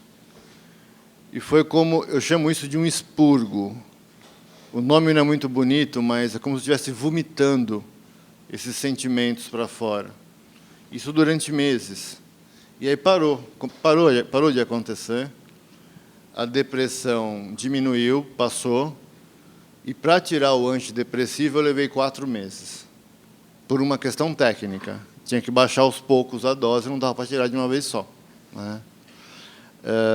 É muito comum ter depressão depois da crise. E é muito comum ter depressão quando a sua vida perde o sentido. Para qualquer pessoa, para quem tem esquizofrenia também, né? E eu queria falar para vocês só um detalhe. Não é um detalhe, é uma coisa importante, mas eu vou falar muito rapidamente. Existe no mundo um movimento das pessoas com transtorno mental que afirma que é possível superar o transtorno mental e ter uma vida produtiva e com qualidade. E esse movimento chama-se movimento do recovery. Recovery, a tradução para o nosso idioma, é recuperação, né?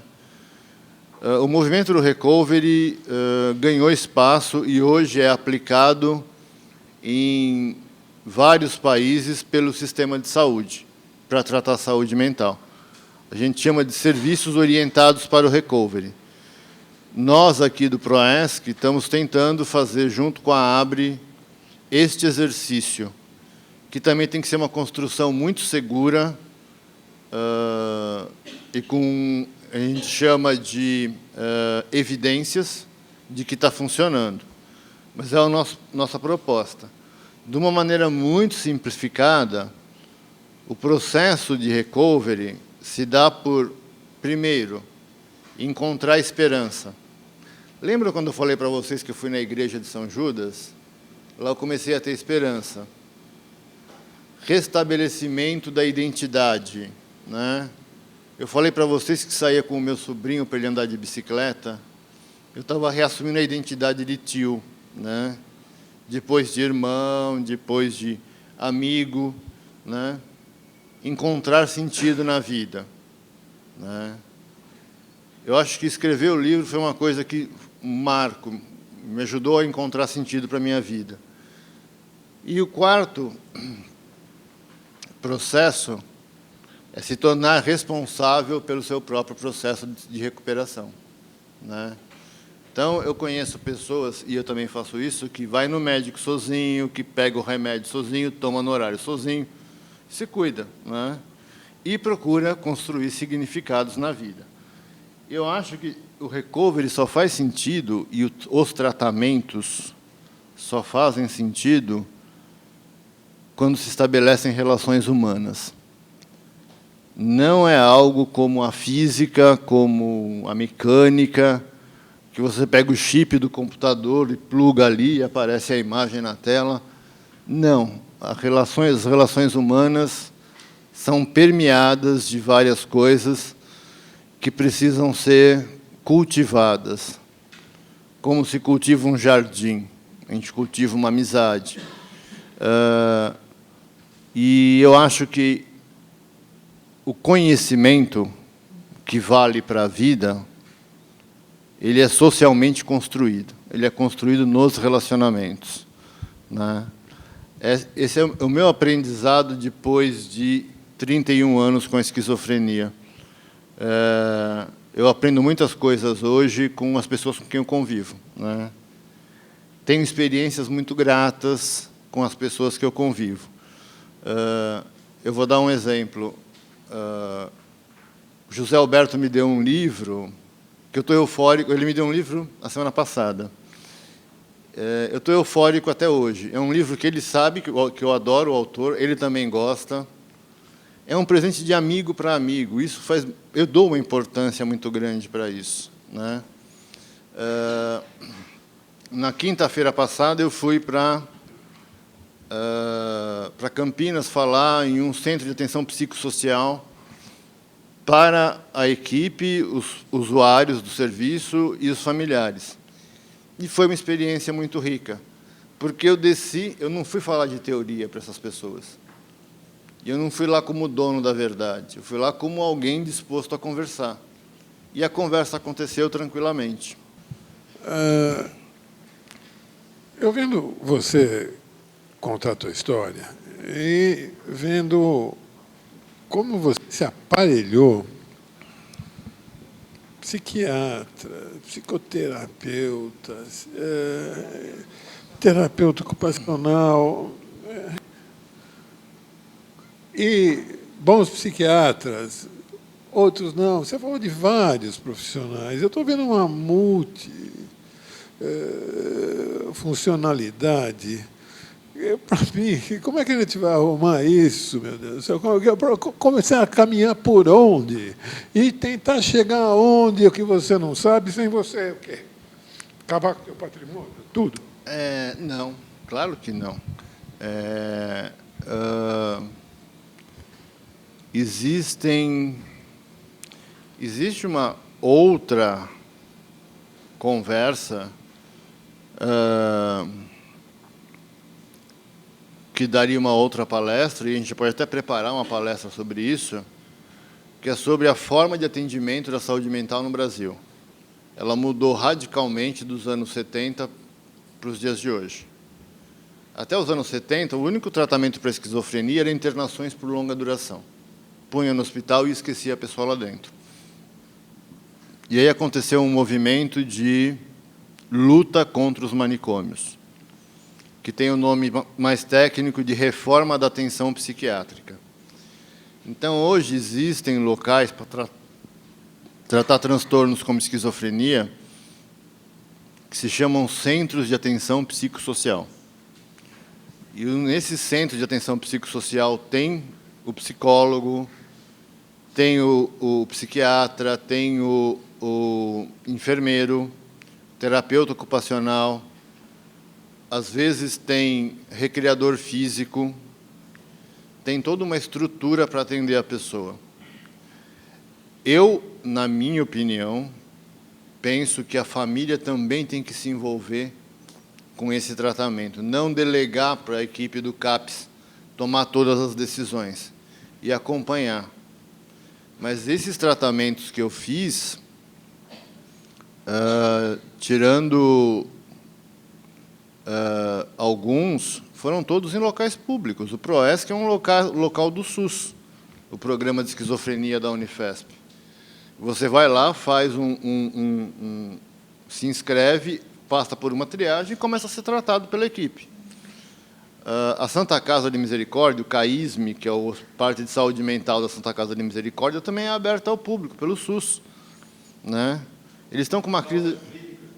O Hospital das Clínicas, eu ia falar dele. Eu ia falar que o CAISME está passando por uma crise... A Santa Casa está passando por uma crise financeira, mas é uma questão momentânea. E tem o Instituto de Psiquiatria da USP. Lá também tem um projeto chamado PROGESC, que trata de esquizofrenia. Eu gostaria de lembrar o senhor que eu falei de um processo de 15 anos.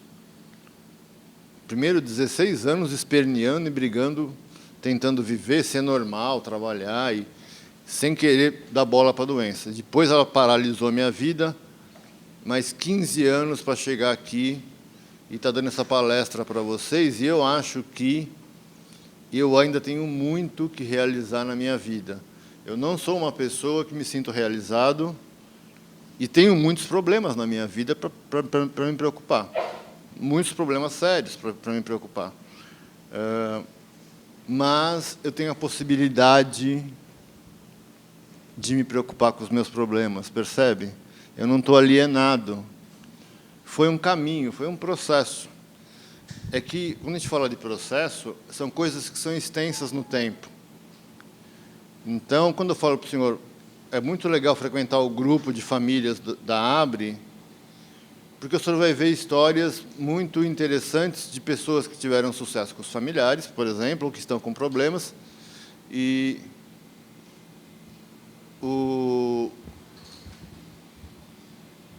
contextualizar a sua história, entendeu? Eu aprendi a lidar com a doença do meu filho foi convivendo com os pais e com alguns portadores. Porque quando um profissional fala, ele fala tecnicamente. E você não sabe até quando, o quanto ele está sentindo a sua dor. Está sentindo o que você está sentindo. É a mesma coisa de eu falar para vocês o que é um jabuti, o que é uma banana. Se você já comeu uma banana, você sabe o que é.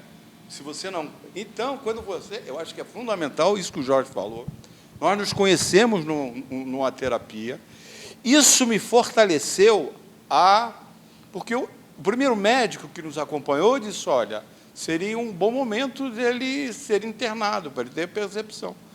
Mas aí a gente não tem coragem e acha que é uma coisa do outro mundo. O nome, a primeira estigma que tem, não é nos outros, é dentro da gente. Então, você se assusta, o maior ignorante é você. Então, quando você participa, você se dá, você tem essa correlação de receber, você aprende com a vivência das outras pessoas. Eu acho fantástico essa busca que ele está tendo, querer achar, mas não se preocupa muito com definição, com prognóstico, se preocupa que se você tem que viver e viver bem, e da melhor maneira que é, e cada dia de uma vez, e como é que você pode, e como o Jorge faz, né? Quais são as pessoas que eu posso me aliar? Eu, assim, quer dizer, para mim falar agora é fácil, que já faz mais de 10, quase 14 anos que você está. E o tempo você... Às vezes a pessoa fala uma coisa, você só vai guardar ela, e se tocar que você já ouviu falar, depois de 5 anos. Porque primeiro você está sofrendo muito. Então esse sofrimento te tampa você achar os caminhos, né? Então é por isso que tem que ter esperança e certeza que a gente vai sair disso. É bom falar sobre a importância do remédio, porque isso é um aprendizado. Primeiro, eu aprendi, como eu contei para você, do médico que ficou me atendia, demorava 1 hora de consulta comigo, e depois a médica que me deixou escolher o remédio. Eu fui criando uma relação com... E o médico hoje que o remédio que eu uso é fruto de um acordo. Não foi ele que pegou e falou, Jorge, vamos tentar assim, vamos tentar assado. Chegamos numa boa dose, conversada. E a aceitação do remédio, para mim, é porque ele faz sentido na minha vida. Ele me dá um pouco de sono de manhã, mas nada é perfeito, senão não chamaria-se remédio, tem efeito colateral, ou para-efeitos, que a gente chama. Me dá um pouco de sono de manhã, mas eu consigo ter uma vida... Ele estava falando uma coisa muito interessante. Você só vai conhecer, só vai entender o que eu estou falando, jabuti, quando você conhecer um jabuti, né?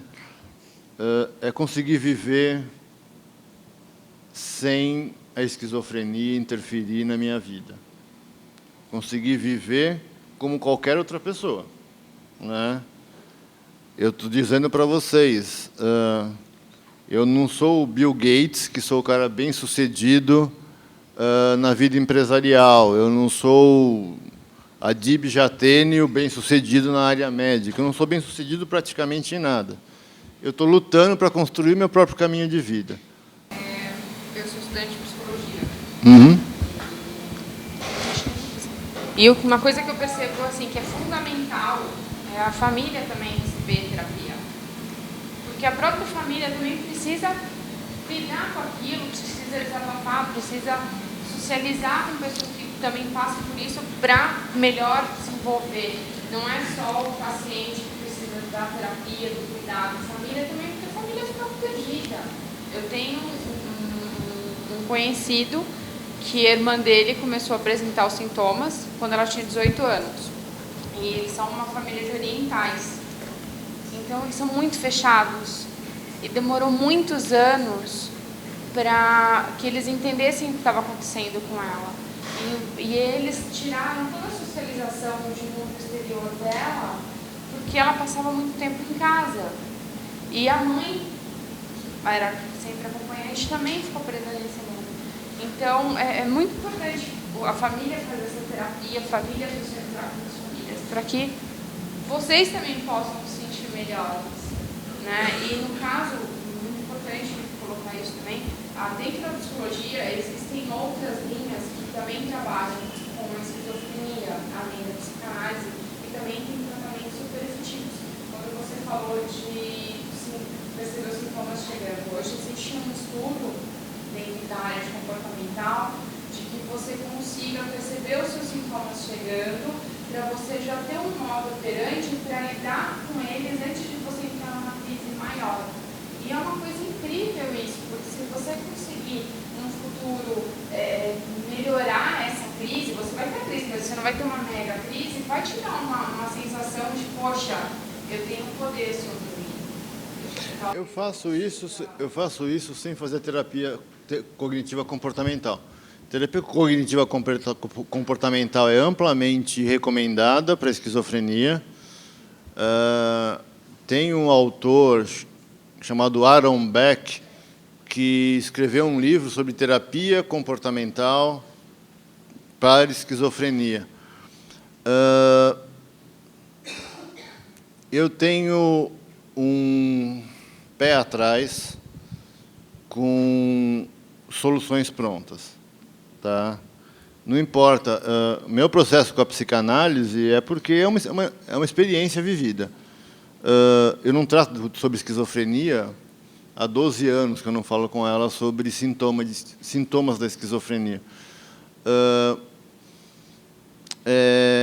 E eu acho que os familiares também podem se beneficiar de uma abordagem para familiares, tá?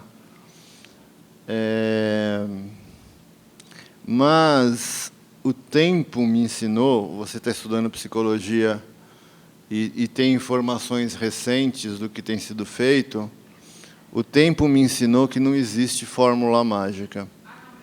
Não. Não existe o melhor caminho.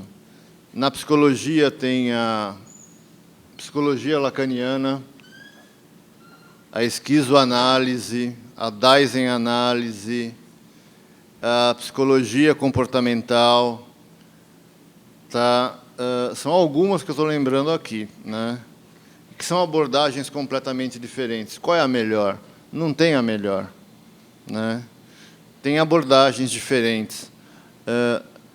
E é importante, e eu acho que eu estava falando para vocês, e eu continuo, e que estava terminando minha fala, o mais importante é o relacionamento humano, como ele se constitui. Eu dei o exemplo de um jardim. Ter um amigo é como cultivar o jardim. Você pode todo dia olhar para o seu jardim e olhar o que você tem que fazer para que esse jardim floresça. Ou deixar ele para lá e ele não floresce, né? Então, o conhecimento baseado nas relações humanas é o que nos ajuda a passar por questões vividas, né? Eu estudei física, eu adoro teoria. Eu estudei filosofia, também adoro ideias complexas. Mas no meu dia a dia eu não uso. No meu dia a dia eu uso... Eu sou o filho do seu Sebastião, sou eletricista, trabalho no Proesc, eu sou essa pessoa, né? Que não é nem mais nem menos que as outras, é somente mais uma que está conversando com vocês. E esse é um aprendizado que eu tive na Abre com grandes amigos, como está aqui o Tiago, está aqui o José Alberto, a Cecília, o Newton Vargas, e o Wallace, e por aí afora. Várias pessoas se tornaram amigas. E a minha vida ganhou sentido, não só pelos tratamentos, né? Não só pelos profissionais, mas pelo convívio com as pessoas. Pessoas, muito obrigado pela atenção. Nós passamos do horário. Eu agradeço muito a atenção de vocês. Muito obrigado.